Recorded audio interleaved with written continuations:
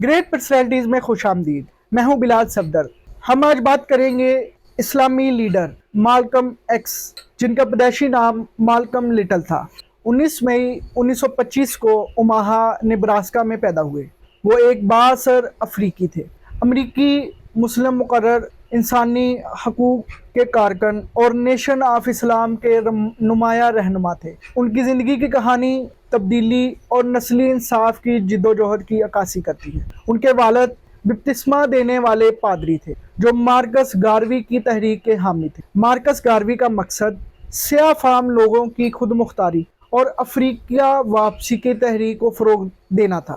مالکم کی والدہ Louis Norton little ایک گھریلو خاتون تھی. ان کا خاندان سفید فام نسل پرستوں کی جانب سے مسلسل دھمکیوں کا نشانہ بنتا رہا. جب مالکم صرف 6 سال کے تھے، ان کے والد کو سفید فام نسل پرستوں نے قتل کر دیا. اس واقعے نے ان کی زندگی پر گہرا اثر ڈالا. مالکم ایک ذہین طالب علم تھا، لیکن ان کی اسکول کی زندگی میں نسلی تعصب کا سامنا کرنا پڑا. ایک استاد کے ان کے خوابوں کو توڑ دینے کے بعد ان کے نظریات بالکل ہی بدل گئے. دراصل مالکم کو وکیل بننے کا بے حد شوق تھا.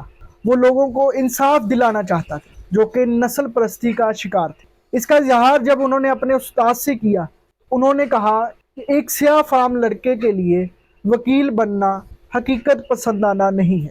ناظرین، یہ وہ الفاظ تھے جس سے مالکم کی سوچ نظریہ بدل گئے. مالکم نے اسکول چھوڑ دیا.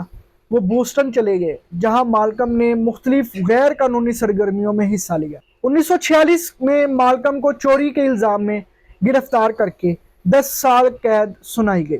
قید کے دوران مالکم نے نیشن آف اسلام کی تعلیمات کو قبول کیا. نیشن آف اسلام ایک مذہبی اور سیاسی تنظیم تھی جس کی بنیاد 1930 میں رکھی گئی تھی. اس تنظیم کا مقصد افریقی نژاد امریکیوں کے حقوق اور وقار کی بحالی تھا. مالکم نے نیشن آف اسلام کے بانی ایلیجا محمد کی تعلیمات کو قبول کیا. ایلیجا محمد دراصل خود کو نبی کے طور پر پیش کرنے والا ایک شخص تھا. رہائی کے بعد مالکم ایکس نیشن آف اسلام کے اہم رکن بن گئے. ان کے کرشماتی شخصیت اور مضبوط خطابت کی مہارت نے انہیں جلد ہی ایک قومی ترجمان بنا دیا. انہوں نے سیاہ فام قوم پرستی، خود انحصاری اور نسلی علیحدگی کی تبلیغ کی. ان کے بیانات میں امریکی معاشرے کی نسلی عدم مساوات اور ظلم و ستم پر شدید تنقید شامل تھی. 1960 کی دہائی کے اوائل میں مالکم ایکس اور نیشن آف اسلام کے رہنما ایلیجا محمد کے درمیان اختلافات بڑھ گئے. 1964 میں انہوں نے نیشن آف اسلام کو چھوڑ دیا اور اسلام کے درست عقائد کے ساتھ، جس میں حضرت محمد صلی اللہ علیہ وآلہ وسلم کو آخری نبی قبول کرنا ہے، سچے دل کے ساتھ قبول کیا. اس کے بعد انہوں نے حج کیا.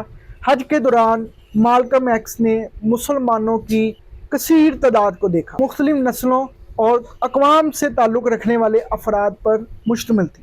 یہاں پر مالکم نے اسلام کی اصل تعلیمات کو قریب سے دیکھا اور محسوس کیا کہ اسلام نسلی امتیاز اور تعصب کی نفی کرتا ہے. اس سے ان کے لیے ایک روحانی اور فکری انقلاب ثابت ہوا.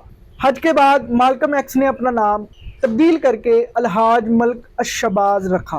وہ اب نسلی علیحدگی کے بجائے نسلی ہم آہنگی اور انسانی حقوق کے لیے آواز بلند کرنے لگے.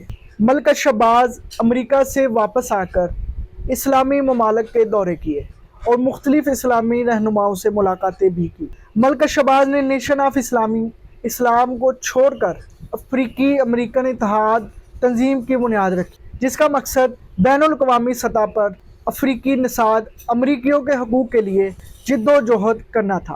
انہوں نے نسلی امتیاز اور ناانصافی کے خلاف آواز اٹھانے کے لیے ایک عالمی پلیٹ فارم تیار کیا. ملک الشباز کو ایک مضبوط اور بے باک رہنما کے طور پر یاد کیا جاتا ہے. ان کی زندگی، ان کی جد و جہد نے نسلوں کو اپنے حقوق کے لیے کھڑے ہونے اور اتحاد اور انصاف کے لیے لڑنے کی تحریک دی. 21 فروری 1945 کو ملک الشباز المعروف مالکم ایکس کو نیو یارک کے آڈیوبن ہال روم میں تقریر کے دوران قتل کر دیا گیا. ان کے قتل میں ملوث نیشن آف اسلام کے 3 افراد کو سزا سنائی گئی۔ ان کی موت کے بعد سول رائٹس موومنٹ کو ایک عظیم نقصان پہنچا، لیکن ان کی وراثت آج بھی زندہ ہے۔ ایسی ہی عظیم داستان اور مسلمانوں کے ہیروز کے متعلق جنہوں نے اپنی اقوام کے لیے اپنی جانیں قربان کر دی، ان کی داستانوں، ان کی زندگی کے اہم پہلوؤں کو جاننے کے لیے ہمارے چینل کو سبسکرائب کریں اور اپنی تجاویز سے ہمیں آگاہ کریں تاکہ ہم آپ کے لیے مزید دلچسپ اور معلوماتی مواد فراہم کر سکیں۔ یہاں تک ہمارے ساتھ رہنے کا شکریہ۔ آئندہ ویڈیوز میں ہم آپ کو مزید دلچسپ اور معلوماتی داستانوں کے ساتھ ملیں گے۔ ہمارے ساتھ رہیے تاریخ کے انمول لمحوں کو جاننے اور ان سے سبق حاصل کرنے کے لیے۔